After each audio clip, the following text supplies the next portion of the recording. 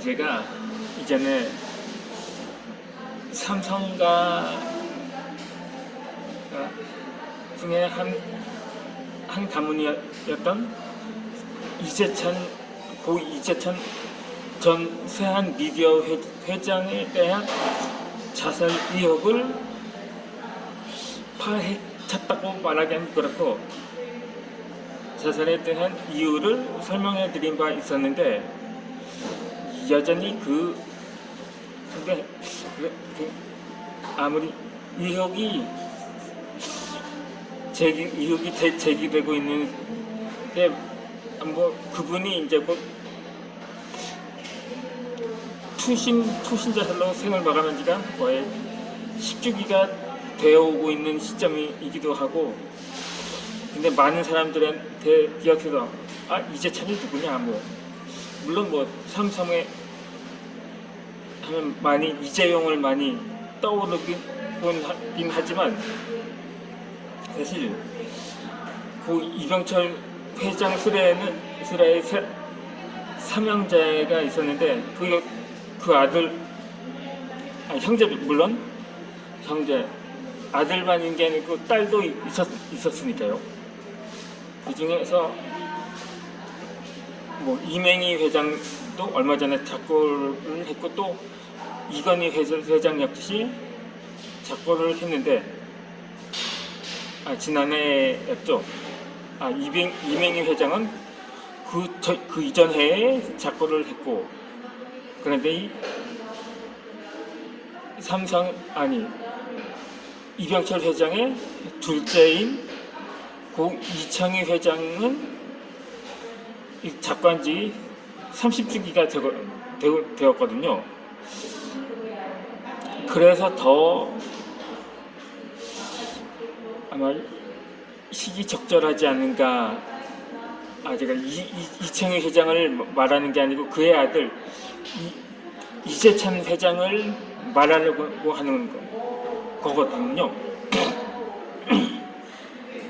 자꾸만 정말 그 사람이 아무리 IMF로 회사가 파산을 했다고 하지만 결국 굶주림으로 세상을 떠났냐고 볼 수가 있을까 하는 의문이 여전히 남기 때문인 거죠. 어느 유튜버에서는 그 세한미디어가 금융사기를 저질렀다고 의혹을 제기하기도 했는데, 그 사건은 이창희 회장이 생존하던 시절에 일어났던 사건이거든요. 그러다 보니까 그 아들들의 그동안의 행보에 대해서 많이 궁금해하는 사람은 그리 많지가 않습니다.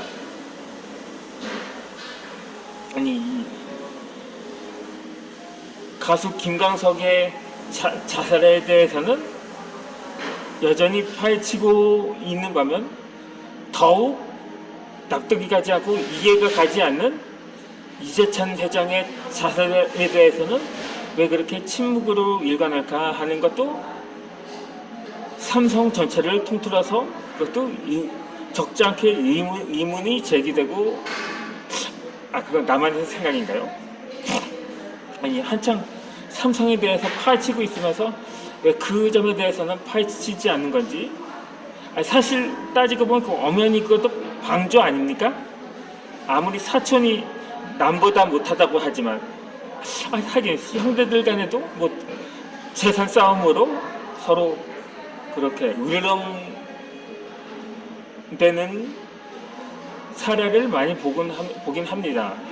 그런데 그 형제 간에 그럴 여유도 없을 겁니다.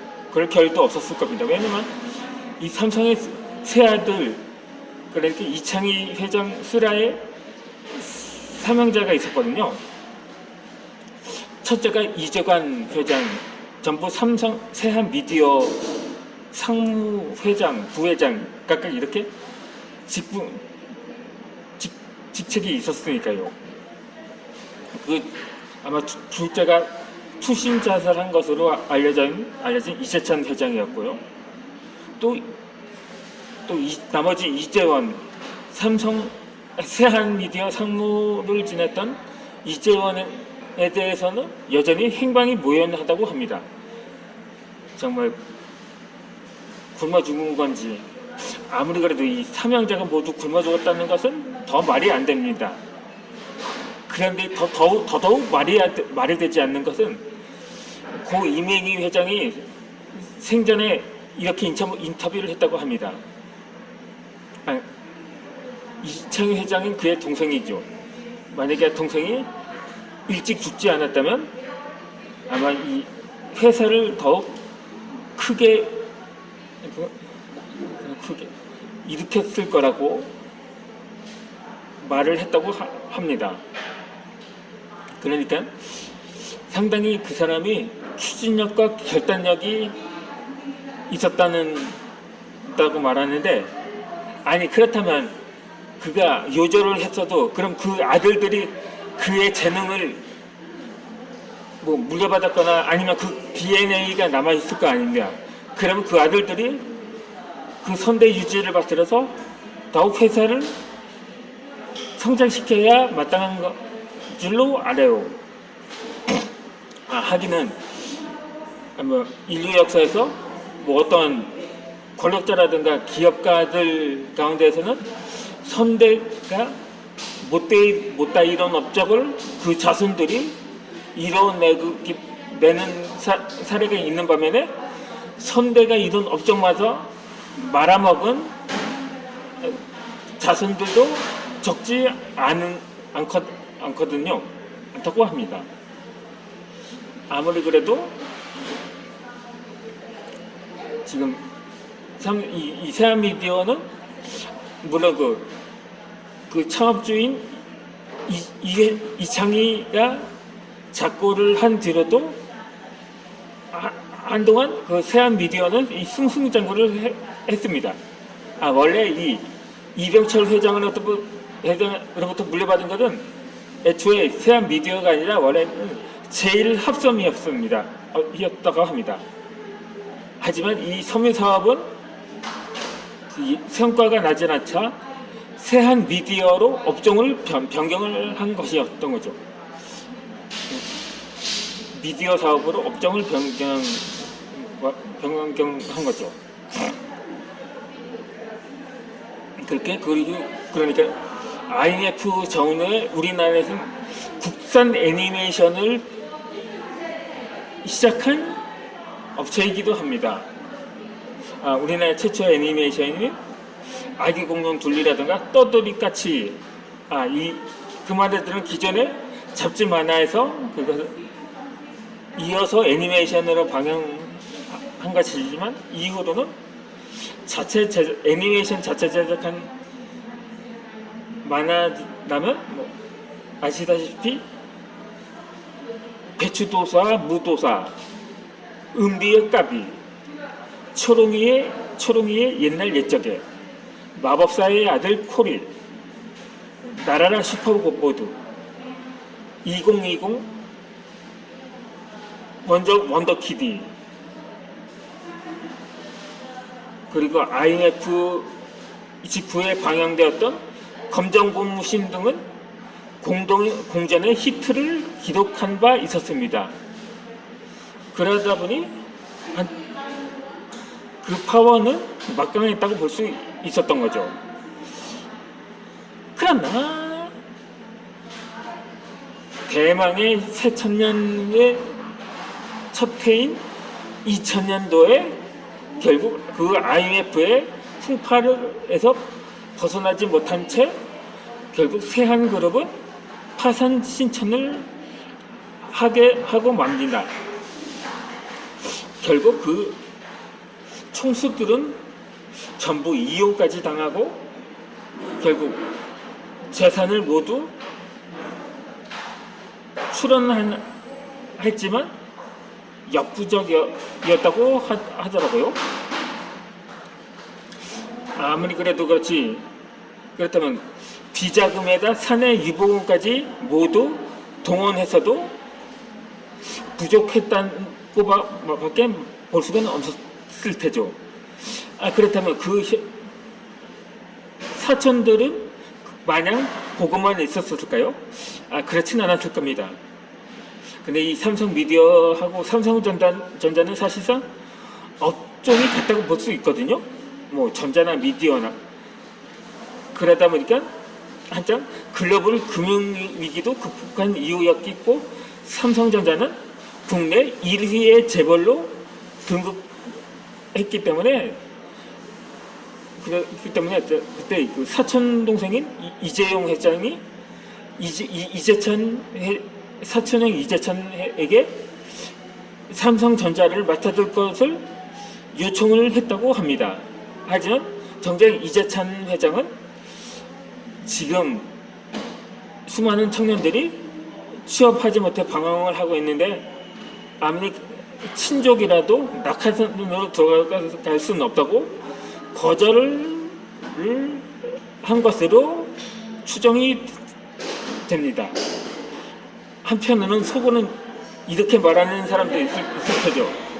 아니, 명색이 내가 회장까지 했던 사람인데 감히 사촌동생 밑에서 꼽은 노릇이나 하라고? 아니, 그게 쪽팔려서 거절을 한 것이 아니냐고 생각할 수도 있을 테니까요.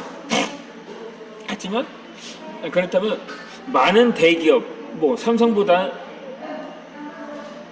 그 하수라고 볼 수 있는 많은 대기업들도 이 부도가 행진이 있었습니다.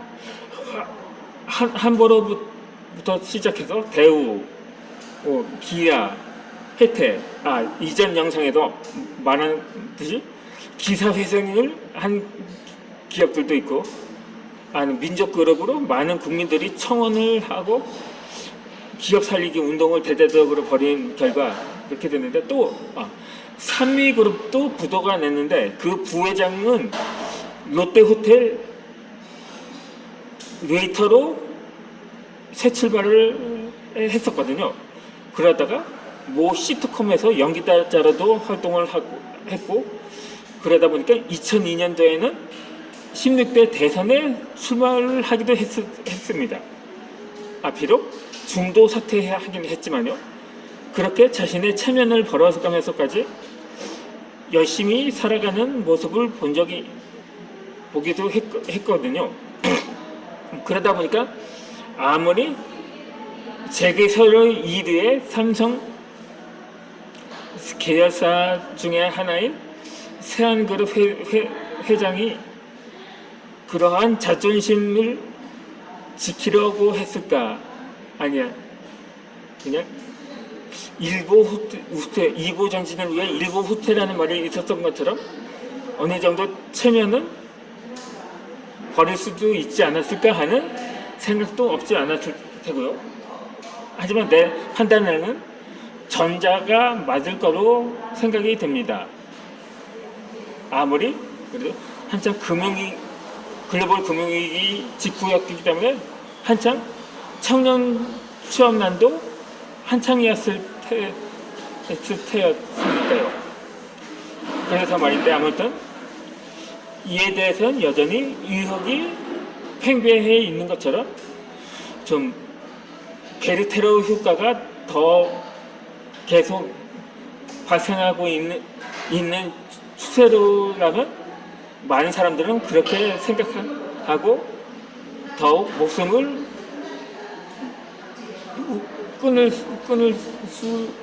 끊지 않을까 하는 우려가 되기도 합니다. 그러면 저는 이어서 동기부여 강의를 계속 진행하도록 하겠습니다.